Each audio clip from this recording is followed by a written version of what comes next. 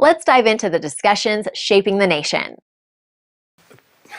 It's 6 months since the government was established, and we've seen very little. We have this very moderate, very small-scale proposal now on the rent price hikes. And the Minister called it a kind of an effort to try and get a balance between keeping rents down and getting investors in.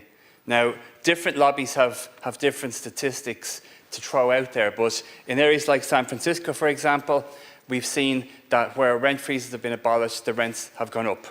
And even if you do get the supply in, it's going to take a lot longer, so you're going to put a lot of people under pressure with the rents rising, and they don't have the market opportunities to go and look for some other rental property, and there's a little bit of competition. It's a seller's market, it's a renter's market, as we know. I do want to add the caveat that the incentives for the small-scale landlords aren't sufficient. We have a lot of people who've inherited a house, bought one property as an investment, maximum two. I do note there is a differential between people with up to 3 houses and 4 or more in what the government's proposing. But I do think you can keep the rents as a frozen level and provide tax incentives to the smaller landlords to make sure they stay in the market, because they're the ones who keep the tenants in the properties. They're the ones who offer the lower rents as long as they get the guarantees that the house has been looked after.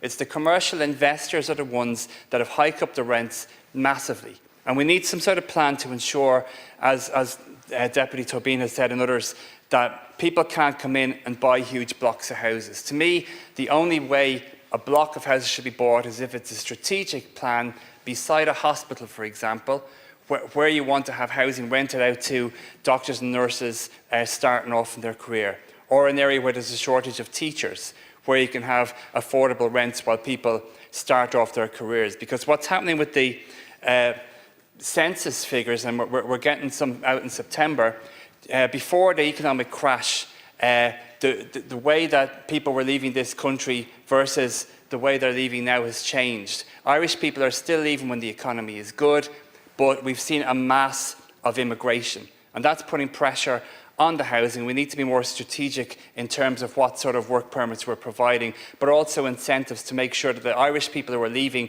because they can't afford a house, like the nurses and like the teachers, actually stay in Ireland. They need those incentives, and they need incentives to come back. But ultimately, as everyone has said, it's down to supply, and I still don't see why, if not in actual employee terms, but in actual building, the state shouldn't be the biggest constructor of housing. We did it in the 1950s when we were poor. We need a strategic plan in terms of providing the infrastructure and building the houses, and we haven't seen that from the government yet. Thank you. Like, share, and subscribe, and let us know your thoughts in the comments. We'd love to hear from you.